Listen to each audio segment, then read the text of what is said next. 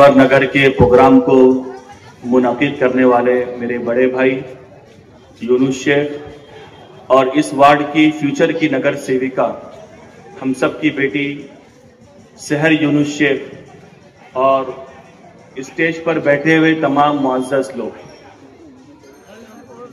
मिलेगी मंजिल मकसूद हम ये ईमान रखते हैं, मिलेगी मंजिल मकसूद हम ये ईमान रखते हैं, हम अपनी रहनुमाई के लिए कुरान रखते हैं, वतन से वफादारी हो ये इस्लाम कहता है, हम अपने दिल की हर गोशे में हिंदुस्तान रखते हैं। मैं अपनी तकरीर करने से पहले हमारे जो बड़े भाई है यूनुस शेख के बारे में बता दूं कि मुमरा के लोगों को ऐसा लगता है कि यूनुस भाई अपनी सारी बातों को बहुत ही बहादुरी से मनाते हैं।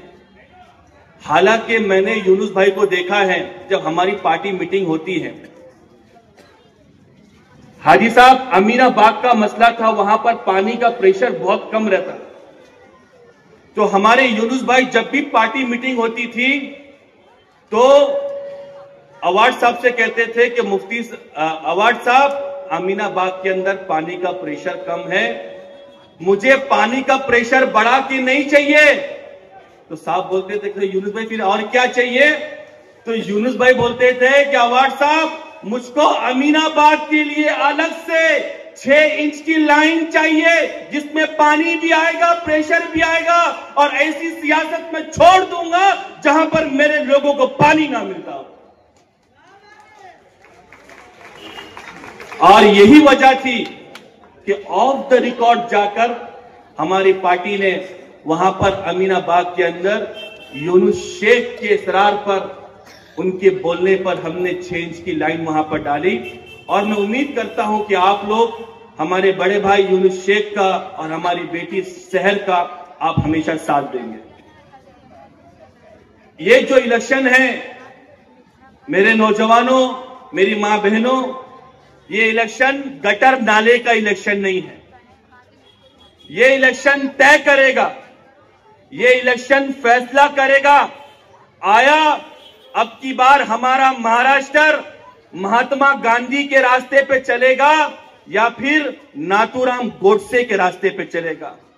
मैडम, ये इलेक्शन तय करेगा कि अब की बार महाराष्ट्र डॉक्टर बाबा साहेब अंबेडकर के संविधान पर चलेगा या फिर गुस्ताखे रसूल गिरिराज महाराज के रास्ते पे चलेगा। अब की बार ये इलेक्शन तय करेगा कि महाराष्ट्र मोहब्बतों के रास्ते पर चलेगा, अवार्ड साहब की विचारधारा पे चलेगा, शरद पवार की विचारधारा पे चलेगा, या फिर नफरत के रास्ते पे चलेगा। लेकिन मुझे पूरा यकीन है कि अब की बार ये महाराष्ट्र के लोग फैसला करेंगे कि भाजपा हमको नहीं चलेगी, शिंदे हमको नहीं चलेगा, अजित पवार नहीं चलेगा। अगर महाराष्ट्र चलेगा तो मोहब्बत के रास्ते पे चलेगा। इसीलिए हम कहते हैं कि ना हिंदू बुरा है ना मुसलमान बुरा है, जो इन दोनों को आपस में लड़वाए वो इंसान बुरा है।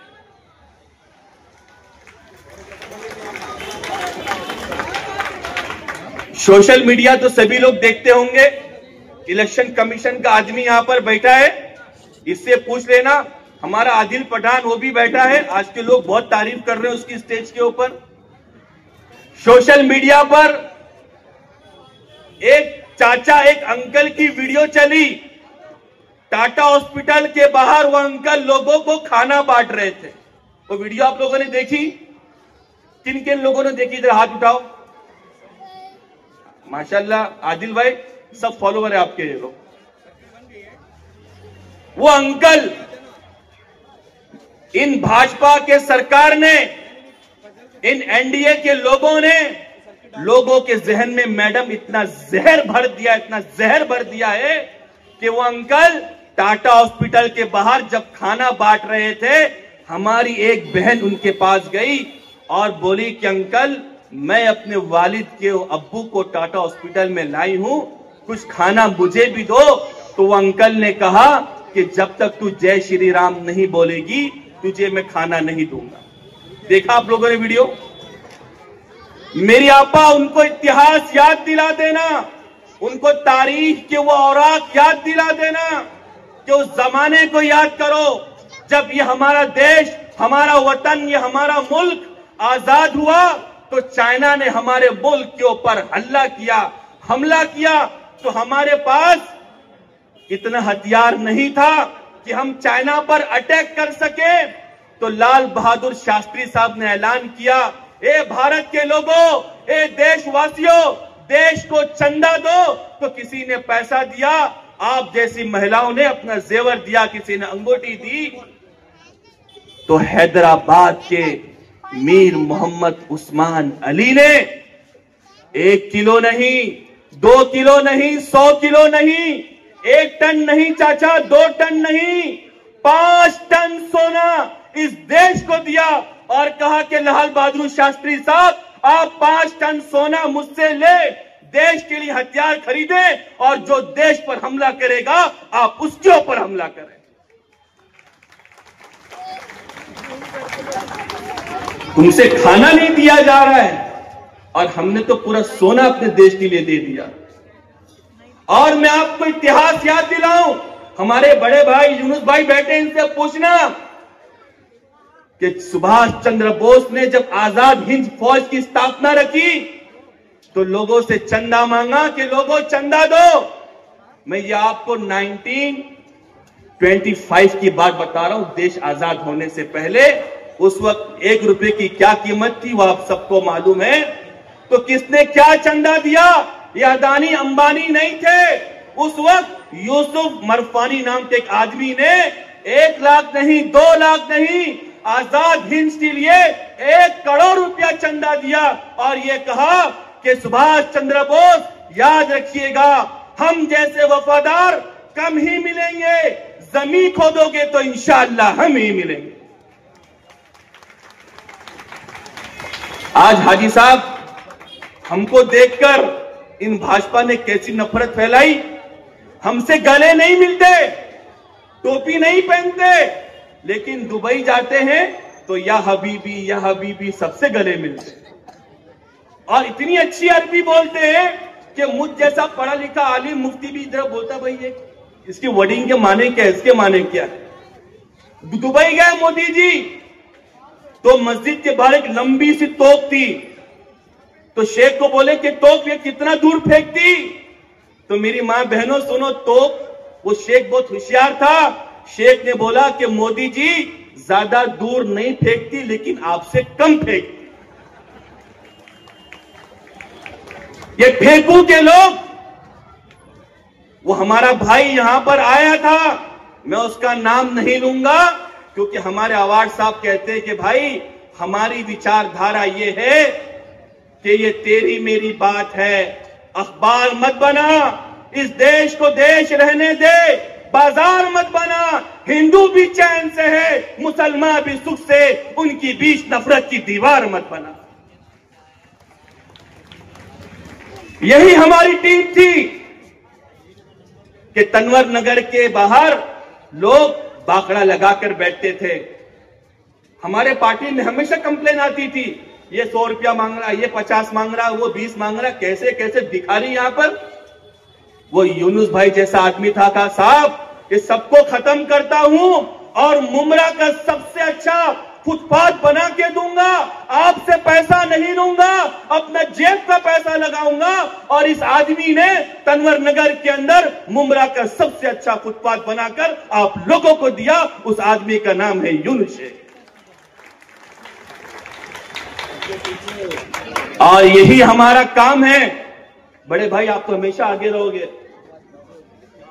और मैं आपको एक बात और बता देना चाहता हूं कि अब की बार इस इलेक्शन के अंदर बहुत लोग, आदिल भाई आएंगे और रॉन्ग नंबर वाली बात करेंगे। कैसा?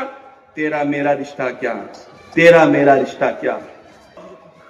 कि जब हमारा देश आजाद हुआ, एक तरफ मौलाना अबुल कलाम आजाद साहब होते थे, दूसरी तरफ महात्मा गांधी होते थे।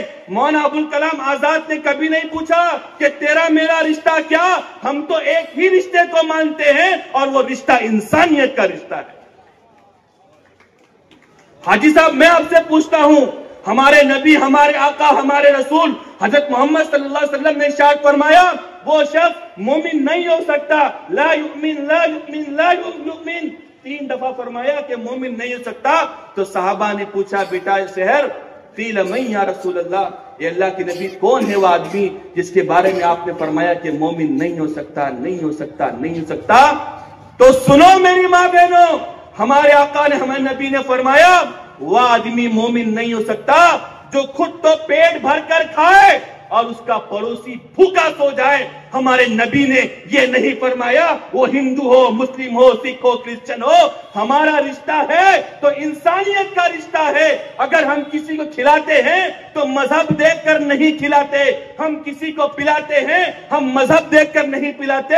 यही वजह है कि अजमेर शरीफ के अंदर रोज 10,000 लोगों का खाना बनता है, लेकिन हमने आज तक किसी का मजहब नहीं पूछा, इंसानियत देखकर हमने लोगों का पेट भरा।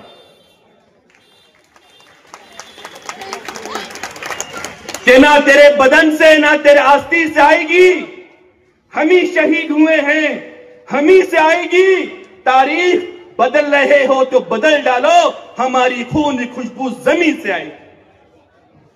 ये हमारे मराठा भाई खड़े हैं नीचे, इनसे पूछो कि भाजपा के लोगों ने इनके साथ क्या सुलूक किया।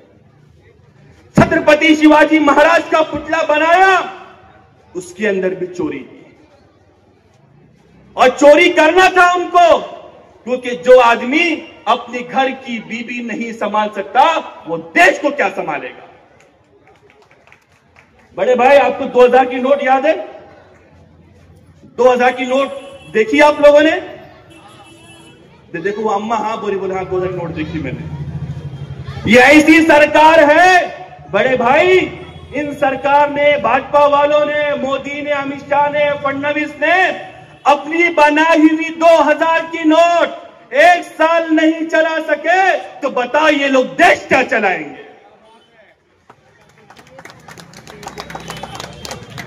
कुछ लोग आए हैं हमारे मुमरा के अंदर कि अवार्ड साहब को निकाल देंगे, अवार्ड साहब को बाहर फेंक देंगे, ऐसा कर देंगे, वैसा कर देंगे।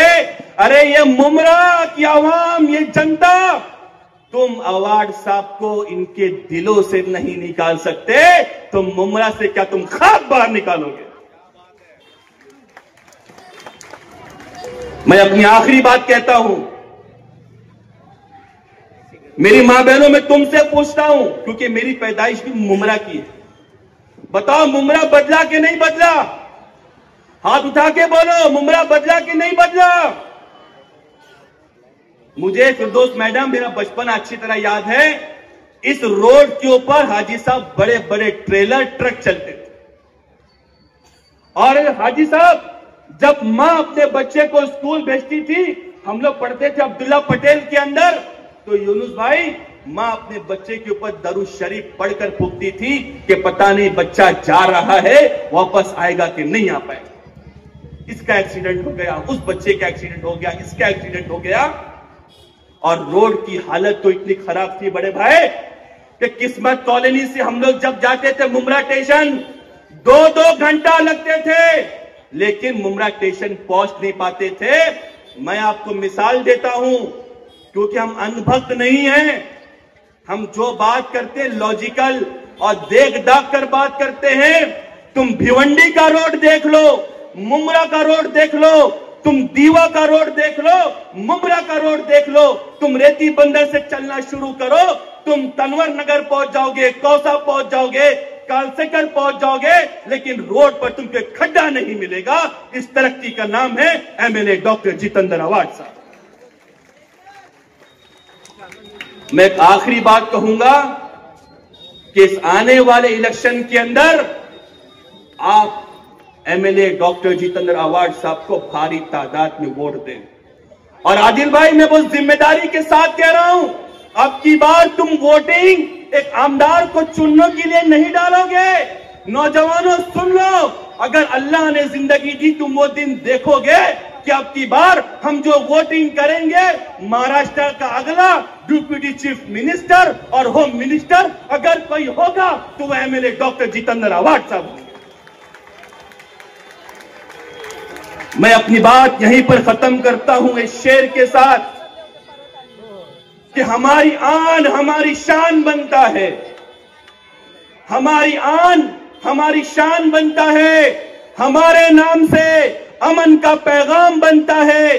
चाहे हिंदू हो, मुस्लिम हो, सिख हो, ईसाई हो, जब सबका खून मिलता है तो हमारा हिंदुस्तान बनता है। जय हिंद, जय महाराष्ट्र, जय हिंद।